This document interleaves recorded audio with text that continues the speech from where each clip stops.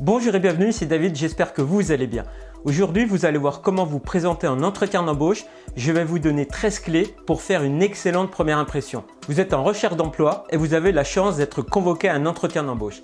C'est bien, cela prouve que votre profil est intéressant, mais le plus important reste à venir, l'entretien d'embauche. Le problème d'un entretien d'embauche est que c'est l'étape la plus stressante parce que la moindre erreur peut vous empêcher de décrocher le job que vous convoitez, que vous soyez qualifié ou pas pour ce poste. Connaissez-vous le proverbe qui dit « La première impression est toujours la bonne ». Que ce soit vrai ou pas, il est primordial de faire une première bonne impression lorsque l'on rencontre un recruteur pour la première fois. Vous avez à ce moment précis une chance unique de vous démarquer des autres candidats. C'est pour cela que vous allez découvrir dans cette vidéo les 13 clés pour faire une excellente première impression lors d'un entretien d'embauche. Vous allez découvrir comment faire une bonne impression dès l'entrée dans l'entreprise, de quelle façon devez-vous vous présenter, l'erreur fatale à ne jamais commettre, comment remercier le recruteur et renouveler votre intérêt pour ce poste. Grâce à une astuce imparable, je vous donne un modèle précis. Bonjour, je m'appelle David Fraisse, je suis conseiller en recrutement spécialisé dans les entretiens d'embauche. Depuis 2009, j'aide les candidats en recherche d'emploi à décrocher leur meilleur job grâce à des techniques marketing. D'ailleurs, si vous êtes convoqué prochainement à un entretien de recrutement, j'ai mis à votre disposition une formation offerte qui s'intitule Comment répondre aux 10 questions pièges les plus fréquentes d'un entretien d'embauche. Vous n'avez qu'à laisser simplement votre meilleure adresse mail pour recevoir votre bonus instantanément. Vous trouverez le lien dans la description de la vidéo. Alors pour commencer, voici la première clé.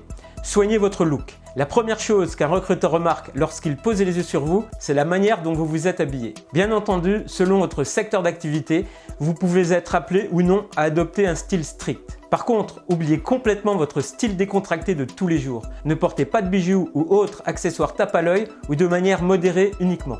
Soyez discret et correct, cela montre que vous êtes précautionneux et attentionné. Si vous avez un look débraillé ou peu soigné, le recruteur pourrait penser que vous ne prenez pas l'entretien au sérieux. Deuxième clé, faites bonne impression dès l'accueil de l'entreprise. Il arrive que le personnel de l'accueil soit prévenu du processus de recrutement en cours dans l'entreprise. Cette situation est très probable parce que ce sont les agents d'accueil qui redirigent souvent les candidats, leur indiquent le moment de l'entretien ou simplement relaient les instructions du recruteur. Ainsi, ils peuvent rendre compte à leurs supérieurs des comportements excessifs, retard du candidat, comportements irrespectueux ou démonstration de stress excessif, etc., etc. Vous devez donc bien vous tenir dès que vous entrez dans l'entreprise. Inutile d'attendre l'arrivée du recruteur pour être poli et cordial. Si vous êtes serein et courtois, vos futurs collègues apprécieront sûrement. Alors saluez les personnes que vous croisez et ceux qui vous accueillent. Faites-leur un sourire et soyez humble. Après votre départ, les recruteurs peuvent demander à ces personnes comment vous vous êtes comporté. Troisième clé, soyez ponctuel. Être ponctuel est essentiel pour laisser une bonne impression au recruteur au même titre que la présentation vestimentaire. Il ne faut surtout pas faire attendre la personne qui doit faire passer l'entretien. Cela dénote d'un manque flagrant de professionnalisme ou encore de motivation. Par-dessus tout, cela montre que vous avez du mal à gérer votre temps. Un point négatif qui ne passe pas inaperçu. Mais inversement, ne vous présentez pas avec plusieurs heures d'avance. Cela renvoie de vous l'image d'une personne stressée et angoissée. Je vous recommande de planifier votre temps la veille, vérifier la durée du trajet afin de déterminer l'heure à laquelle vous devez partir de votre domicile. Faites en sorte d'arriver entre 5 et 10 minutes maximum avant l'heure fixée. Si un imprévu survient sur le trajet, prévenez le recruteur de votre potentiel retard. Alors comment prévenir le recruteur ? Tout d'abord, si vous devez le prévenir d'un retard, vous devez vous y prendre le plus tôt possible. N'attendez surtout pas d'être à la bourre. Dès que vous sentez que vous ne serez pas dans les temps, informez-le par tous les moyens possibles. Appel, SMS, mail.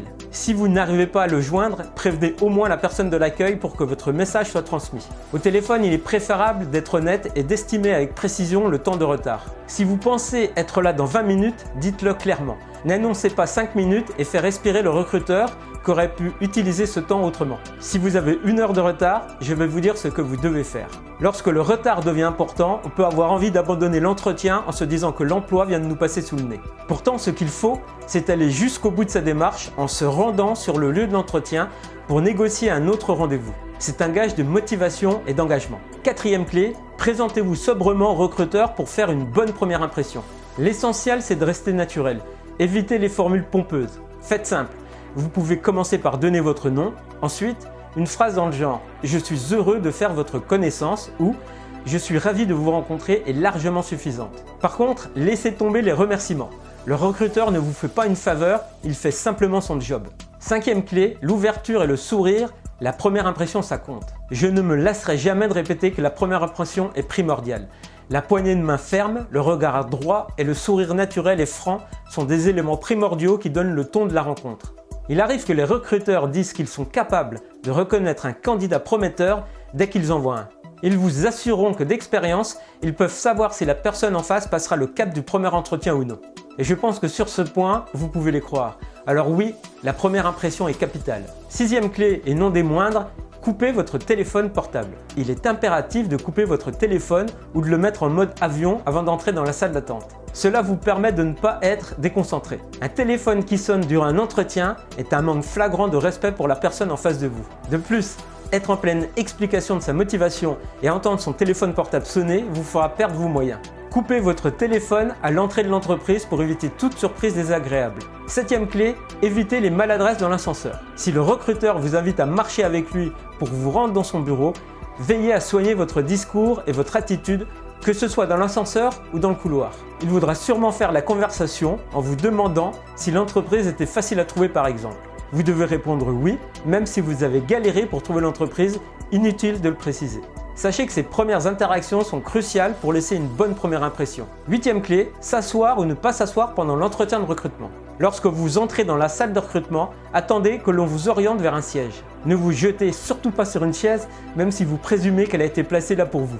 Si à votre arrivée, le recruteur ne vous montre pas une place, demandez-lui simplement où vous devez vous asseoir. Neuvième clé, amenez plusieurs copies de votre CV. Même si vous savez que le recruteur a déjà reçu votre CV, c'est toujours bien de garder sur vous plusieurs copies de celui-ci. Le recruteur peut vous demander de lui remettre un autre CV suite à un oubli, ou bien même, il peut arriver que le recruteur soit plusieurs le jour de l'entretien. Quelques exemplaires ne seront donc pas de trop. Glissez-les dans votre sac la veille de l'entrevue afin de ne pas les oublier. Dixième clé, gardez votre calme. Bon nombre de personnes appréhendent les entretiens. Or, plus vous êtes détendu et concentré sur vos objectifs, plus le recruteur a un bon feeling. Si vous vous êtes bien préparé chez vous, vous n'avez aucun souci à vous faire. Soyez le plus calme et le plus serein possible. N'oubliez pas que vous avez autant besoin de lui que lui de vous. Onzième clé, prenez des notes.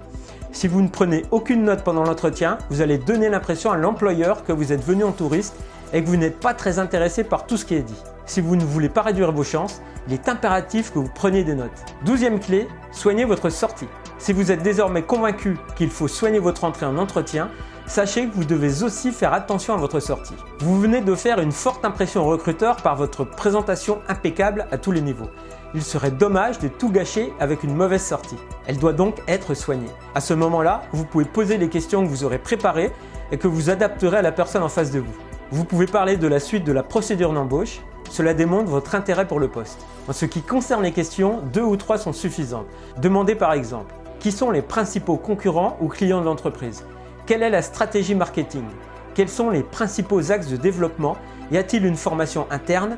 Quels sont les défis pour ce poste? 13e clé, partez sur une note positive. Pour finir, n'oubliez pas de sourire et de remercier votre interlocuteur.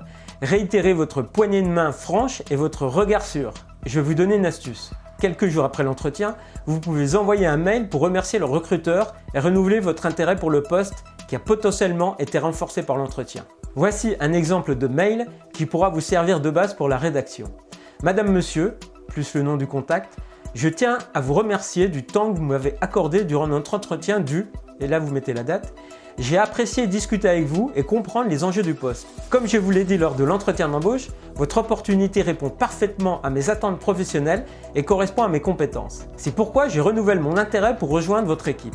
J'attends avec impatience votre réponse concernant les prochaines étapes et n'hésitez pas à me contacter si vous avez besoin d'informations complémentaires. Merci encore pour votre temps, sincères salutations et là vous finissez avec votre prénom et votre nom. Le mail de remerciement doit être envoyé au maximum dans les 24 heures ou 48 heures après l'entretien. N'oubliez pas de l'envoyer pendant les heures de bureau, donc entre 9h et 18h. Et voilà, vous connaissez désormais les 13 clés pour faire une excellente impression lors d'un entretien d'embauche. Si vous avez aimé, merci par avance de liker, commenter, partager, ça fait toujours plaisir et ça aide ma chaîne à se développer. Et si vous voulez recevoir des conseils pour décrocher votre meilleur job ou tout simplement être tenu au courant régulièrement de nouvelles offres d'emploi que je poste dans l'onglet communauté de ma chaîne, je vous invite à cliquer sur le bouton s'abonner. Je vous remercie de m'avoir écouté. N'oubliez pas de croire en vous, de ne rien lâcher et d'être professionnel. La persévérance et le travail finissent toujours par payer. Et pour finir, je vous souhaite une bonne continuation pour votre recherche d'emploi. Prenez soin de vous et à bientôt.